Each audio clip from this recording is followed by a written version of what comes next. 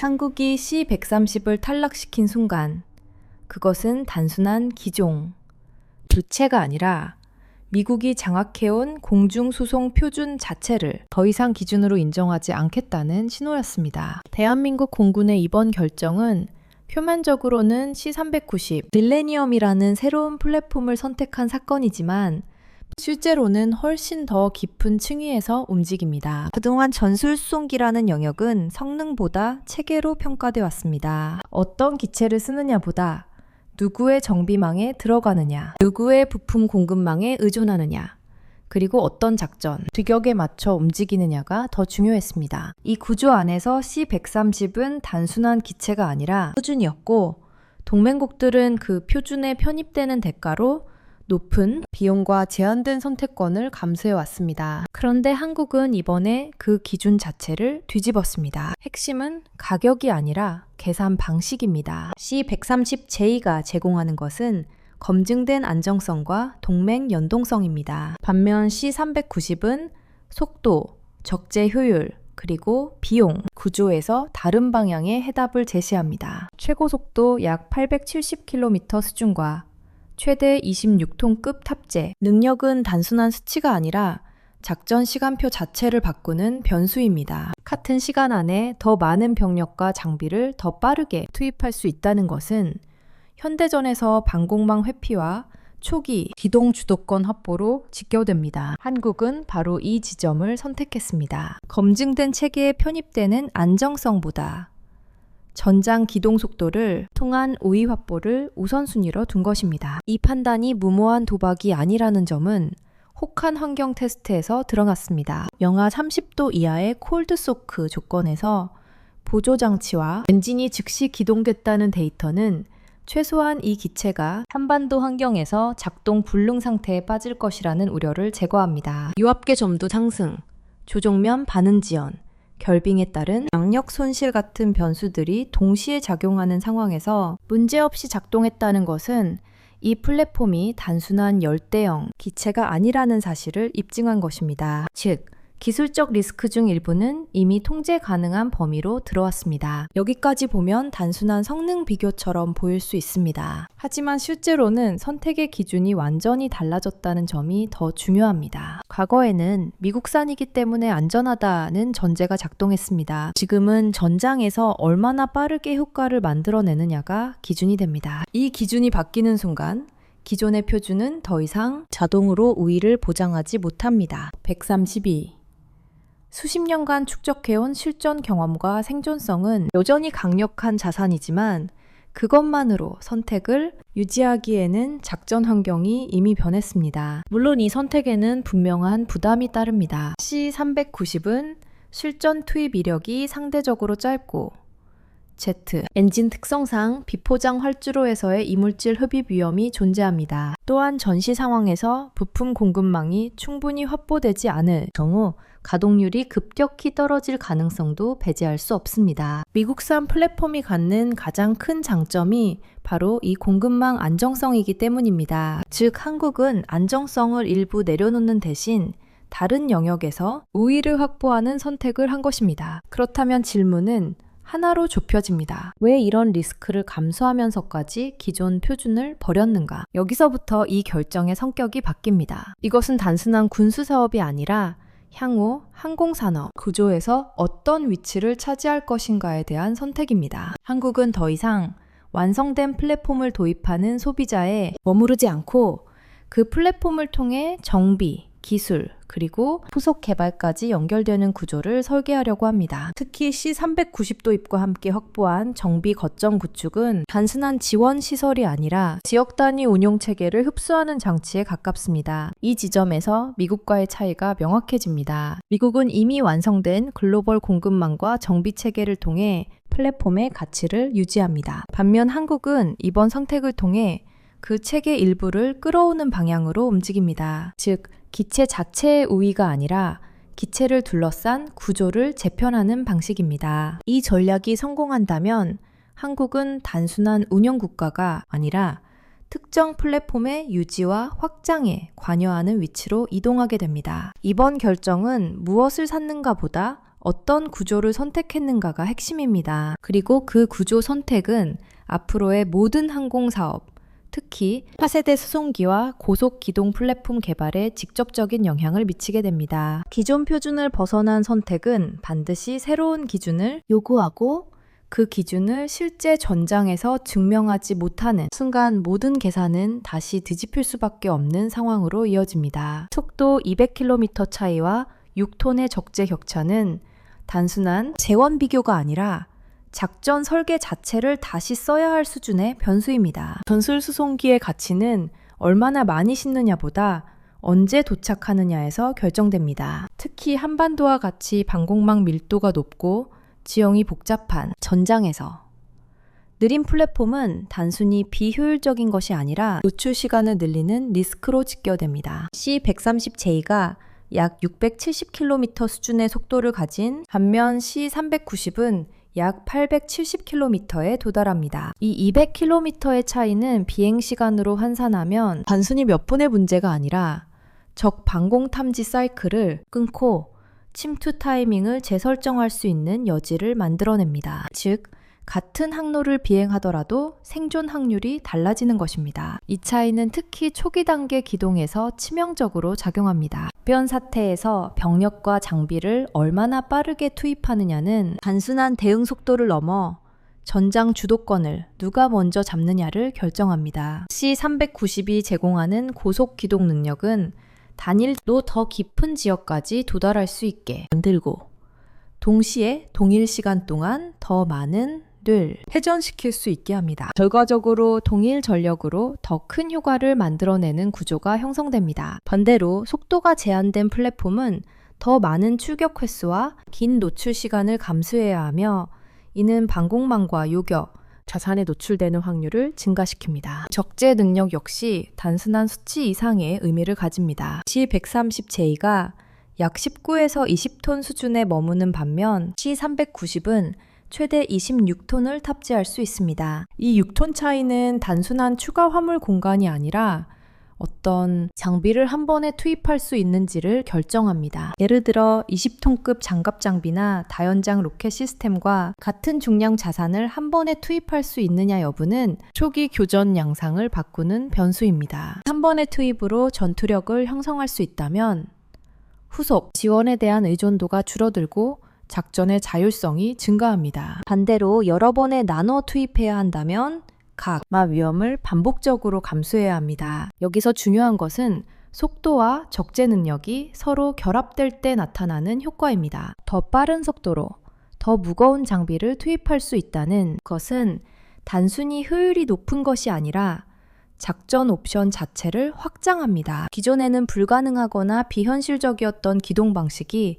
현실적인 선택지로 바뀝니다. 예를 들어 동일 시간 내에 더 먼 지역에 중량 장비를 투입할 수 있다면 전장의 공간 개념이 바뀌게 됩니다. 이는 방어 측 입장에서도 부담입니다. 더 넓은 영역을 동시에 방어해야 하고 대응 타이밍을 더 촘촘하게 가져가야 하기 때문입니다. 비용 구조 역시 이 계산에 포함됩니다. C-130 풀 패키지가 약 2천억 원에 육박하는 반면 C-390은 약 1,500억 원 수준으로 알려져 있습니다. 단순히 25% 저렴하다는 의미를 넘어서 동일 예산으로 더 많은 플랫폼을 확보하거나 남는 재원을 다른 영역에 재투입할 수 있다는 의미입니다. 전술 수송기는 단일 기체의 성능도 중요하지만 일정 수준 이상의 수량을 확보해야 작전 유연성이 확보됩니다. 즉, 플랫폼 단가가 낮아질수록 전체 전력 구조를 공격적으로 설계할 수 있습니다. 다만 이 모든 장점은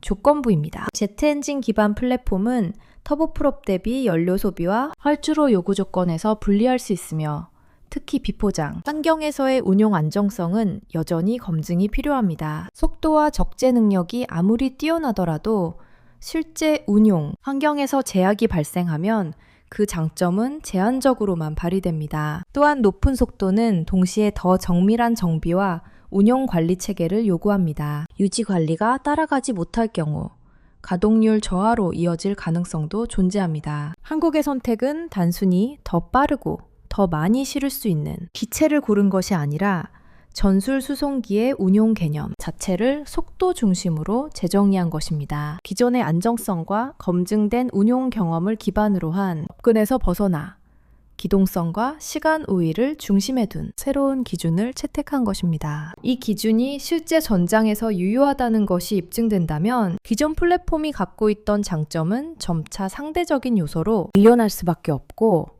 그 순간부터 공중수송의 표준은 더 이상 과거의 경험이 아니라 현재의 기동 속도로 평가되는 구조로 이동하게 됩니다. 혹한 환경에서의 단 한 번의 시동 성공 여부는 단순한 테스트 결과가 아니라 전술 수송기가 실제로 전장에 존재할 수 있느냐를 가르는 기준입니다. 영하 30도 이하에서 진행된 콜드소크 테스트의 본질은 기체 성능을 과시하는 데 있지 않습니다. 이 시험은 모든 금속 구조와 유압 계통, 연료 라인, 전기 시스템이 극단적인 수축 상태에 들어간 상황에서 기체가 정상적인 작동 상태로 복귀할 수 있는지를 검증하는 절차입니다. 특히 유압 계통은 온도가 급격히 낮아질수록 점도가 상승하며 일정 수준을 넘어서면 조종면 반응 자체가 지연되거나 무력화됩니다. 여기에 결빙까지 더해지면 단순한 출력 문제가 아니라 기체를 제어할 수 없는 상태로 빠질 가능성이 생깁니다. 따라서 이 환경에서의 즉시 기동 성공은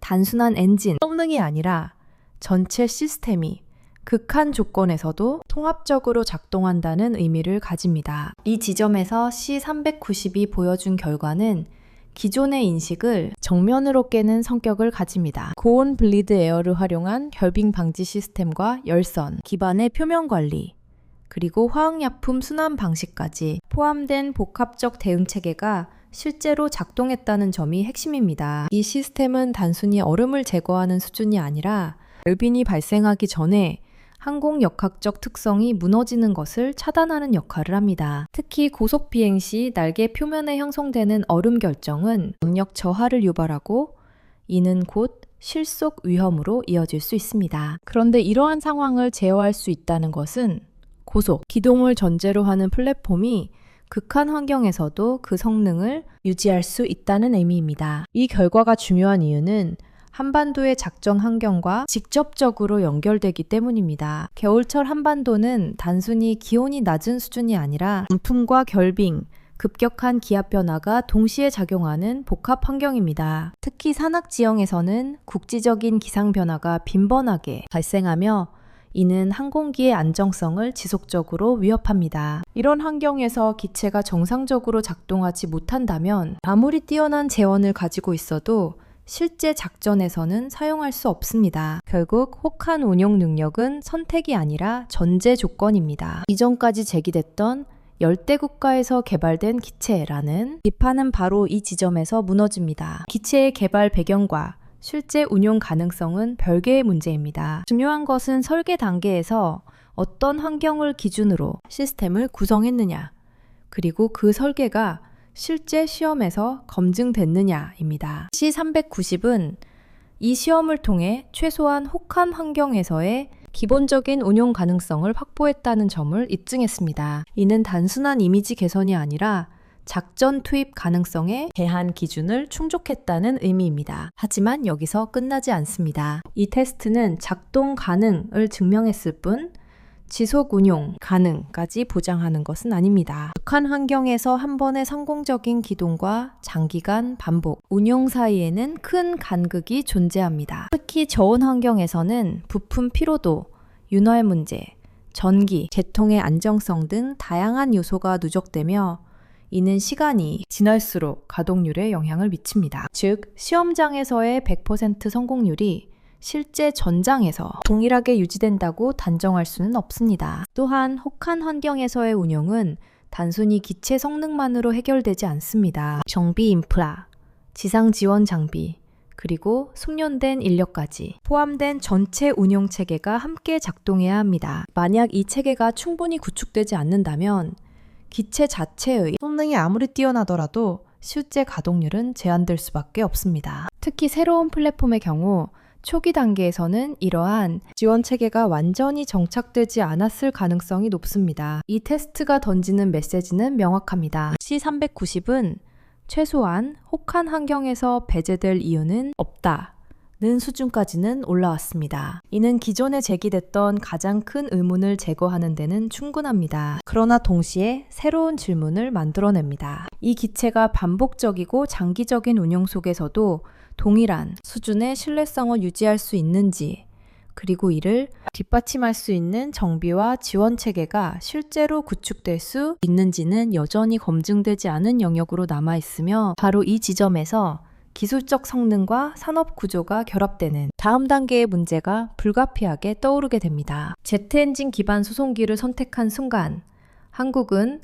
속도와 효율을 얻는 대신 장기전에서의 취약성을 함께 끌어안는 구조로 들어갔습니다. C390의 가장 큰 약점은 단순히 실전 경험이 부족하다는 표현으로 축소할 수 있는 문제가 아닙니다. 이것은 플랫폼 신뢰성의 근간과 직결된 문제입니다. C130 계열은 수십 년 동안 다양한 전장에서 축적된 피탄 데이터와 운영 경험을 통해 생존성이 검증된 반면, C390은 2019년 이후 본격 배치된 기체로서 고강도 전면전 환경에서의 데이터가 절대적으로 부족합니다. 이는 단순한 기록의 문제가 아니라 실제 위협 환경에서 어떤 방식으로 손상을 입고 어떤 한계까지 버틸 수 있는지를 아직 완전히 알 수 없다는 뜻입니다. 즉, 전장 환경에서의 예측 가능성이 낮습니다. 이 문제는 특히 대공 위협이 밀집된 환경에서 더 크게 드러납니다. 전술 수송기는 본질적으로 적 방공망의 사거리 안으로 들어갈 수밖에 없는 플랫폼입니다. 이 과정에서 발생하는 피탄 가능성은 피할 수 없으며, 중요한 것은 피탄 이후에도 임무를 유지하거나 최소한 기체를 회수할 수 있느냐입니다. C130은 오랜 운용을 통해 이러한 상황에서의 대응 방식이 축적되어 있습니다. 반면 C390은 이 영역에서 아직 충분한 검증을 거치지 않았습니다. 이는 작전 계획 수립 단계에서부터 불확실성을 증가시키는 요소로 작용합니다. 엔진 구조 역시 중요한 변수입니다. 터보프롭 기반의 C130과 달리 C390은 제트 엔진을 사용합니다. 제트 엔진은 고속 기동에 유리하지만 비포장 활주로나 열악한 환경에서는 이물질을 흡입할 위험이 상대적으로 높습니다. 특히 전시 상황에서는 활주로 상태가 완전하게 유지되지 않을 가능성이 크며, 이 경우 엔진 손상 확률이 상승합니다. 터보프롭은 상대적으로 이러한 환경에 강인하게 설계되어 있지만 제트 엔진은 구조적으로 더 민감합니다. 이는 단순한 유지 보수 비용 증가를 넘어 작전 중 기체 손실 가능성을 높이는 요인이 될 수 있습니다. 더 중요한 문제는 공급망입니다. C130은 미국을 중심으로 한 방대한 동맹 네트워크를 통해 부품과 정비 지원을 거의 즉시 확보할 수 있는 구조를 갖고 있습니다. 전시 상황에서도 동맹 기지 간의 부품 순환이 가능하며, 이는 가동률 유지에 결정적인 역할을 합니다. 반면 C390은 아직 이러한 수준의 글로벌 공급망을 완전히 구축하지 못했습니다. 특정 부품이 부족해질 경우 기체 전체가 장기간 비가동 상태에 놓일 위험이 존재합니다. 이 경우 고가의 플랫폼이 단순히 경납고에 묶이는 상황이 발생할 수 있습니다. 이러한 리스크는 단일 기체 수준을 넘어 전체 전력 구조에 영향을 미칩니다. 전술 수송기는 단순한 지원 자산이 아니라 병력과 장비를 연결하는 핵심 축입니다. 이 축이 불안정해질 경우 지상 전력의 운용 계획 전체가 흔들릴 수 있습니다. 즉, 플랫폼 하나의 신뢰성 문제는 곧 작전 체계 전체의 불확실성으로 확장됩니다. 그럼에도 불구하고 한국은 이 리스크를 감수했습니다. 여기서 중요한 것은 위험을 무시한 선택이 아니라 위험을 구조적으로 통제하려는 선택이라는 점입니다. C390 도입과 함께 추진된 정비 거점 구축은 단순한 지원 시설이 아니라 공급망 리스크를 내부로 흡수하려는 시도입니다. 외부 네트워크에 의존하는 대신 일정 수준의 정비와 부품 관리를 자체적으로 수행할 수 있는 구조를 만들겠다는 것입니다. 이는 단순히 가동률을 높이기 위한 조치가 아니라 전시 상황에서의 독립성을 확보하기 위한 전략입니다. 하지만 이 접근 방식 역시 완전한 해답은 아닙니다. 정비 거점을 확보한다고 해서 모든 부품을 자체적으로 도달할 수 있는 것은 아니며, 핵심 부품이나 기술에 대한 의존도는 여전히 존재합니다. 특히 제트 엔진과 관련된 핵심 기술은 높은 수준의 정밀성과 전문성을 요구하며 단기간 내에 완전히 내재화하기 어렵습니다. 따라서 공급망 리스크는 형태만 바뀔 뿐 완전히 사라지지는 않습니다. 한국의 선택은 안정성과 검증된 체계를 일부 포기하는 대신 속도와 효율, 그리고 장기적인 산업 확장을 선택한 것입니다. 이 선택이 성공하기 위해서는 단순히 기체 성능이 아니라 정비 체계, 부품 공급, 운용 경험까지 포함된 전체 시스템이 함께 발전해야 합니다. 어느 한 요소라도 뒤처질 경우 확보한 장점은 빠르게 상쇄될 수밖에 없으며 바로 이 지점에서 한국이 구축하려는 구조가 실제로 얼마나 견고한지 시험받는 상황으로 이어지게 됩니다. 정비 거점을 확보하는 순간 플랫폼의 가치는 더 이상 기체 자체가 아니라 누가 그것을 유지하고 통제하느냐로 이동합니다. C390 도입에서 가장 과소평가된 요소는 기체 성능이 아니라 아시아 태평양 지역 정비 허브 구축입니다. 표면적으로는 단순한 유지보수 인프라처럼 보이지만 실제로는 전술 수송기의 운용 질서를 재편하는 핵심 장치입니다. 항공 플랫폼에서 정비는 비용 절감 수단이 아니라 가동률과 작전 지속성을 결정하는 지배 변수입니다. 특히 수송기와 같이 반복 출격이 요구되는 자산은 정비, 능력에 따라 전력 가치가 결정됩니다. 이 구조를 이해하지 못하면 C390 선택의 절반만 보게 됩니다. 기존 C130 체계는 미국을 중심으로 한 글로벌 정비 네트워크에 의존합니다. 이는 장점과 동시에 제약입니다. 부품 수급과 정비 지원은 빠르고 안정적이지만 동시에 그 체계에 편입된 국가들은 일정 수준의 의존성을 유지할 수밖에 없습니다. 정비 일정, 부품 우선순위, 기술 접근 범위까지 모두 미국이 설계한 구조 안에서 움직입니다. 즉, 플랫폼을 운용한다는 것은 단순히 기체를 사용하는 것이 아니라 그 체계의 규칙을 따르는 것을 의미합니다. 한국이 선택한 방향은 이 구조의 일부를 내부로 끌어오는 것입니다. 아시아 태평양 지역의 C390 정비 허브를 국내에 구축한다는 것은 단순히 자국 기체를 정비하는 수준을 넘어 해당 플랫폼을 사용하는 주변 국가들의 유지보수까지 흡수할 수 있다는 뜻입니다. 이는 곧 정비 수요가 한국으로 집중되는 구조를 의미합니다. 항공기 정비는 단순한 서비스 산업이 아니라 고부가가치, 기술과 데이터가 축적되는 영역입니다. 기체를 분해하고 재조립하는 과정에서 얻어지는 모든 데이터는 향후 운용과 설계 개선에 직접적으로 연결됩니다. 이 구조가 형성되면 변화는 명확해집니다. 첫째, 가동률 통제권이 이동합니다. 기존에는 외부 공급망에 의존하던 부품과 정비 일정이 국내에서 관리되기 때문에 전시 상황에서도 일정 수준 이상의 운용 지속성이 확보됩니다. 둘째, 기술 접근성이 확대됩니다. 정비 과정에서 확보되는 데이터는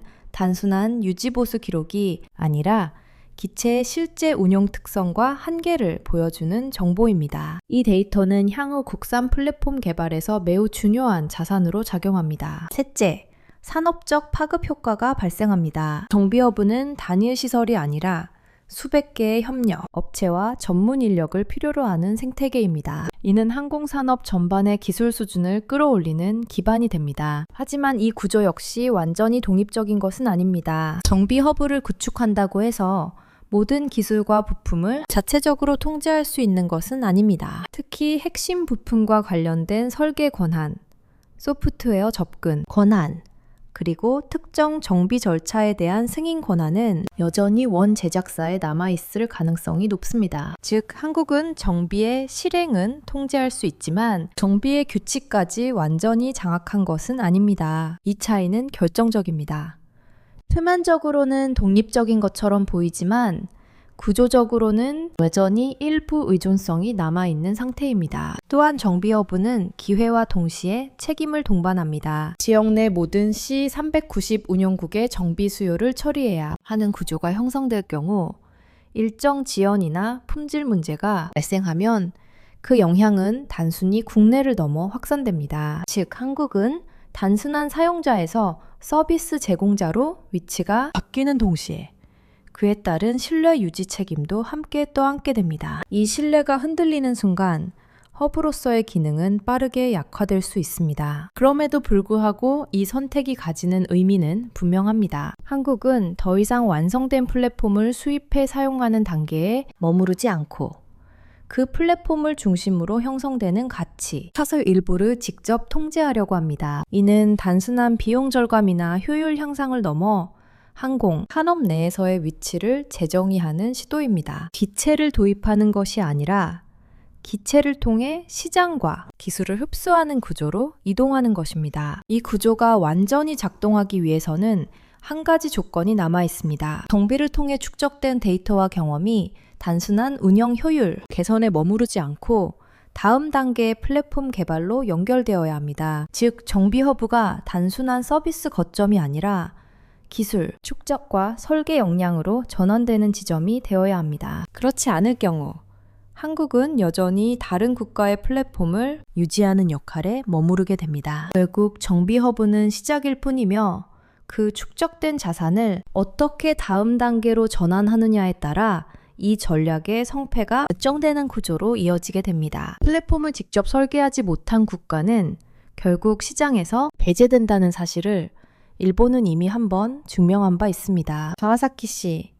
이 수송기는 기술적으로 실패한 기체가 아닙니다. 오히려 고속 비행과 대형 화물 수송 능력 측면에서는 일정 수준 이상의 성능을 확보했습니다. 문제는 성능이 아니라 구조였습니다. 일본은 개발 과정에서 철저히 폐쇄적인 방식을 선택했고 핵심 기술과 공급망을 내부에 묶어두는 전략을 유지했습니다. 그 결과 기체 가격은 급격히 상승했고 유지 비용 역시 경쟁력을 확보하지 못했습니다. 동맹국조차 접근하기 어려운 가격 구조와 제한된 협력. 모델은 결국 수출 시장에서의 고립으로 이어졌습니다. 기술은 있었지만 시장은 열리지 않았습니다. 한국은 이 지점을 정확히 피하고 있습니다. C390 도입은 단순히 외국 플랫폼을 선택한 것이 아니라 기술과 데이터, 그리고 산업 구조를 동시에 끌어오는 방식으로 설계되었습니다. 특히 비행 제어 소프트웨어와 결빙 대응 항공역학, 데이터와 같은 요소는 단순한 참고 자료가 아니라 차세대 플랫폼 개발의 출발점이 됩니다. 독자 개발만으로 접근할 경우 수십 년의 시행착오가 필요한 영역을 협력 구조를 통해 단축시키는 것입니다. 즉, 한국은 시간을 사는 대신 완전한 독립을 일시적으로 유보하는 선택을 한 것입니다. 이 전략의 중심에는 차세대 국산 수송기 개발, 이른바 MCX 프로젝트가 자리 잡고 있습니다. 목표는 단순히 C130급을 대체하는 것이 아니라 30톤급 중형 수송기 시장 자체를 재정의하는 것입니다. 현재 이 시장은 명확한 지배자가 없는 상태이며 미국과 유럽의 기존 플랫폼은 가격과 운용 비용 측면에서 점차 부담이 커지고 있습니다. 한국은 바로 이 틈을 겨냥하고 있습니다. C390을 통해 확보한 운용 경험과 정비 데이터, 그리고 기술적 이해도를 기반으로 가격 대비 성능에서 우위를 갖는 새로운 플랫폼을 설계하려는 것입니다. 여기서 중요한 것은 국산화율입니다. 현재 FA50을 기준으로 약 60% 수준인 항공기. 부품 국산화율은 단순한 수치가 아니라 산업 자율성을 의미합니다. 한국은 이를 단계적으로 끌어올려 차세대 플랫폼에서는 80% 이상을 목표로 하고 있습니다. 이는 단순히 비용 절감 효과를 넘어서 공급망 통제력을 확보하는 과정입니다. 핵심 부품을 외부에 의존하는 한 어떤 플랫폼도 완전한 의미에서 독립적일 수 없습니다. 반대로 국산화율이 높아질수록 생산 속도와 유지 보수, 그리고 수출 조건까지 모두 자국 기준으로 재설계할 수 있습니다. 이 과정에서 협력 모델은 필수적인 요소로 작용합니다. 완전히 폐쇄된 개발 방식은 초기에는 통제력을 제공하지만 장기적으로는 기술 발전 속도를 제한합니다. 반면 한국이 선택한 방식은 일정 수준의 개방을 유지하면서 핵심 기술을 점진적으로 내재화하는 구조입니다. 이는 단기적으로는 외부 의존을 허용하지만 장기적으로는 독립성을 확보하는 방향으로 이어집니다. 일본이 모든 것을 내부에 묶어두는 동안 시장과 단절된 것과는 정반대의 접근입니다. 물론 이 전략이 항상 성공을 보장하는 것은 아닙니다. 협력 과정에서 핵심 기술 이전이 제한되거나 예상했던 수준의 데이터 접근이 이루어지지 않을 경우 계획은 지연될 수 있습니다. 또한 국산화율을 급격히 높이는 과정에서 품질과 신뢰성, 문제가 발생할 가능성도 존재합니다. 항공산업은 단순한 조립산업이 아니라 정밀성과 안정성이 요구되는 영역이기 때문에 일정 수준 이상의 기술 축적 없이 무리하게 독립을 추진할 경우 오히려 경쟁력이 약화될 수 있습니다. 그럼에도 불구하고 한국의 접근 방식은 분명한 방향성을 갖고 있습니다. 완전히 독립된 상태에서 시작하는 것이 아니라 이미 존재하는 플랫폼을 활용해 기술과 데이터를 축적하고 이를 기반으로 점진적으로 독자 플랫폼으로 이동하는 구조입니다. 이는 단순한 추격이 아니라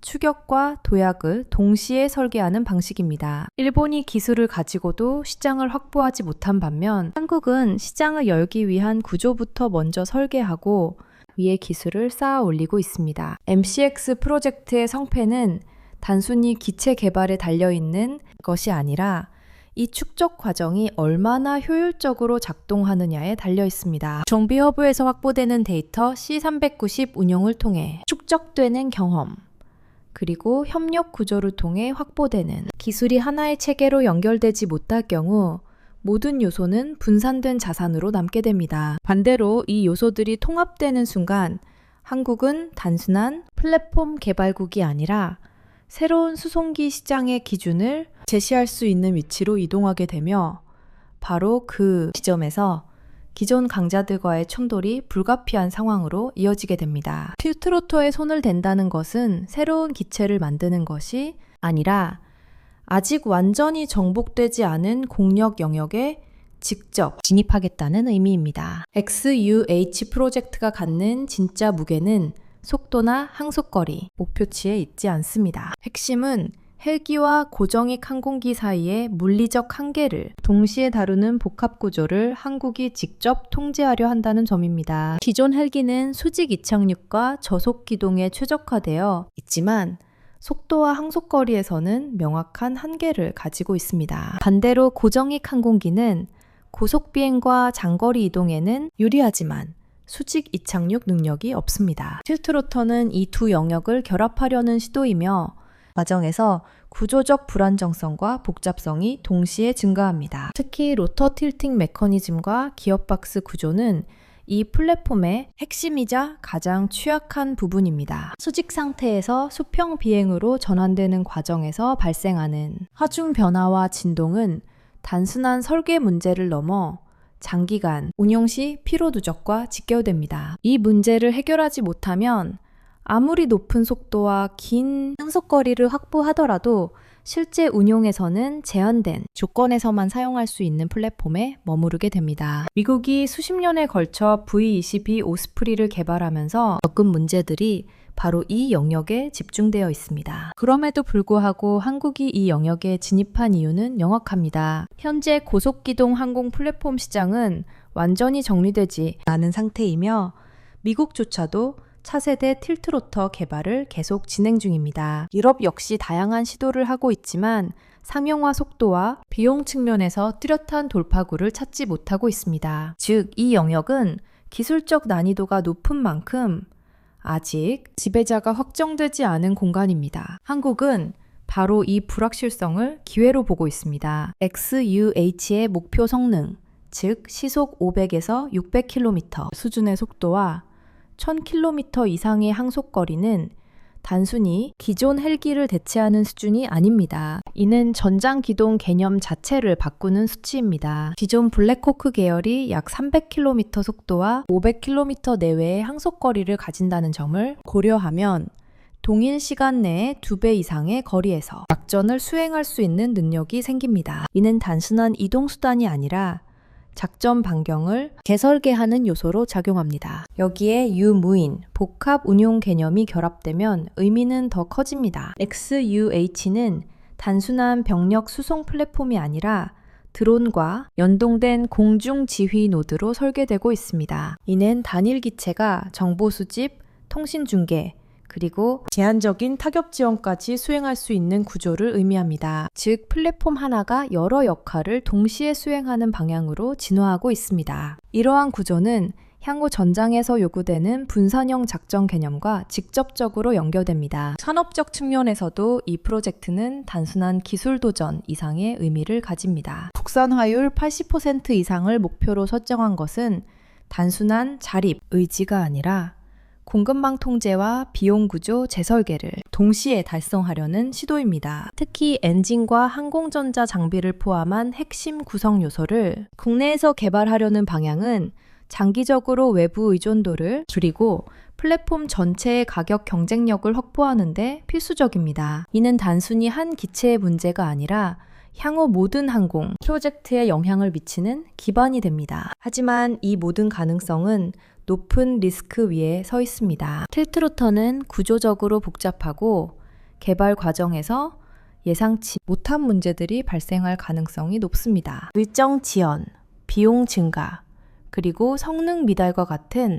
위험은 이미 여러 국가의 사례에서 반복적으로 확인된 바 있습니다. 특히 핵심 부품의 신뢰성을 확보하지 못할 경우 전체 프로젝트가 장기간 지연될 수 있습니다. 또한 미국과의 기술 격차 역시 무시할 수 없습니다. 미국은 이미 오랜 기간 동안 이 분야에서 데이터를 축적해 왔으며 글로벌 공급망과 연구 인프라를 보유하고 있습니다. 한국이 동일한 수준에 도달하기 위해서는 단순한 기술 확보를 넘어 개발 과정 전반을 안정적으로 관리할 수 있는 능력이 요구됩니다. 즉, 기술 자체보다도 프로젝트를 끝까지 끌고 갈 수 있는 체계가 더 중요한 변수로 작용합니다. 그럼에도 불구하고 한국이 이 영역에 진입했다는 사실 자체가 이미 전략적 의미를 가집니다. 기존 헬기 개발 경험을 넘어 완전히 새로운 구조의 플랫폼에 도전한다는 것은 기술적 자립의 범위를 확장하는 행위입니다. 성공할 경우 한국은 단순히 추격하는 국가가 아니라 새로운 시장을 정의하는 국가로 이동할 수 있습니다. 그러나 이 도전이 실제 성과로 이어지기 위해서는 복잡한 기술 문제와 개발 리스크를 동시에 관리하면서도 산업적 확장까지 연결해야 하는 이중 과제를 해결해야 하는 상황으로 이어지게 됩니다. 한국이 선택한 것은 두 개의 플랫폼이 아니라 공중기동과 항공산업의 권력 구조를 동시에 재배치하는 방식입니다. C390과 XUH는 각각 다른 영역에 속해 있지만 구조적으로는 하나의 흐름으로 연결됩니다. 전자는 전술 수송의 현재를 재정의하고 후자는 고속 기동 플랫폼의 미래를 선점하려는 시도입니다. 이 두 축이 동시에 움직인다는 것은 단순한 전력 증강이 아니라 공중기동 전반의 규칙을 새로 설정하려는 접근입니다. 기존에는 미국이 수송과 기동 모두에서 표준을 제시했고 동맹국들은 그 틀 안에서 선택을 해왔습니다. 한국은 이 구조에서 일부를 이탈시키고 나머지는 새롭게 정의하려고 합니다. C390을 통해 한국은 전술 수송 영역에서 속도와 효율 중심의 기준을 앞세웠습니다. 이는 기존의 검증된 플랫폼 중심 구조에서 작전, 결과 중심 구조로 이동하는 신호입니다. 반면 XUH는 아직 완성되지 않은 영역에 대한 선점 전략입니다. 틸트로터라는 기술은 아직 완전히 표준화되지 않았고 시장 역시 확정되지 않은 상태입니다. 즉, 이 영역에서는 누가 먼저 안정적인 플랫폼을 확보하느냐에 따라 기준 자체가 결정될 수 있습니다. 한국은 이 불확실성을 기회로 전환하려 하고 있습니다. 이 두 프로젝트를 하나로 묶으면 하나의 패턴이 보입니다. 기존 표준이 있는 영역에서는 선택 기준을 바꾸고 표준이 없는 영역에서는 기준 자체를 만들려는 전략입니다. 이는 단순한 추격 전략이 아니라 선택적으로 경쟁 방식을 바꾸는 접근입니다. 이미 완성된 시장에서 정면 경쟁을 하기보다는 구조가 느슨한 영역을 먼저 장악하고 그 영향력을 기존 시장으로 확장하는 방식입니다. 이 과정에서 핵심 변수는 산업 구조입니다. C390도입을 통해 확보한 정비 허브와 데이터 축적, 그리고 MCX로 이어지는 개발 계획은 전술 수송 영역에서의 기반을 형성합니다. 동시에 XUH 프로젝트를 통해 확보하려는 틸트로터, 기술과 고속기동 플랫폼 경험은 향후 공중기동 전반에 걸친 확장성을 제공합니다. 즉, 현재와 미래를 분리하지 않고 하나의 연속된 체계로 설계하고 있습니다. 이는 단일 프로젝트 단위로 움직이는 기존 방식과는 다른 접근입니다. 미국은 여전히 압도적인 기술력과 공급망을 가지고 있습니다. 그러나 그 구조는 동시에 복잡성과 높은 비용이라는 제약을 동반합니다. 동맹국들은 이 구조 안에서 안정성을 얻는 대신 선택의 폭이 제한됩니다. 한국은 이 지점에서 다른 길을 선택했습니다. 완전한 독립을 즉시 확보하기보다는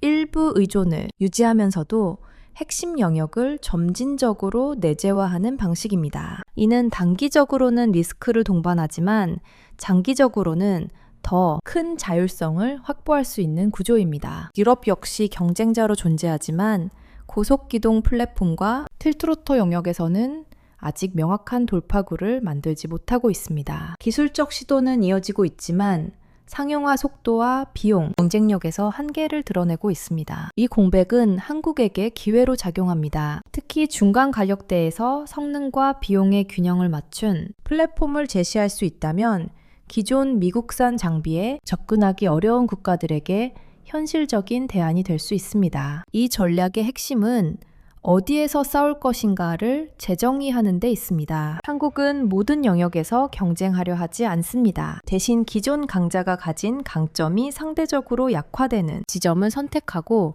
그 영역에서 우위를 확보하려 합니다. 전술 수송에서는 속도와 비용, 고속 기동에서는 아직 확정되지 않은 기술 영역이 그 대상입니다. 이 선택이 맞다면 한국은 단순한 공급자가 아니라 새로운 기준을 제시하는 위치로 이동할 수 있습니다. 그러나 이 구조는 균형 위에 서 있습니다. C390을 통해 확보하려는 운용 경험과 산업 기반, 그리고 XUH를 통해 노리는 기술 도약이 서로 연결되지 않을 경우 각각의 프로젝트는 분산된 성과로 남게 됩니다. 반대로 이 두 축이 하나의 체계로 통합될 경우 한국은 특정 플랫폼이 아니라 공중기동 전체를 설계하는 국가로 이동하게 됩니다. 문제는 이 전환이 선언만으로 이루어지는 것이 아니라 실제 전장에서의 성과와 시장에서의 선택으로 증명되어야 한다는 점이며 바로 그 검증 단계에서 기존 강자들과의 직접적인 충돌이 피할 수 없는 국면으로 이어지게 됩니다.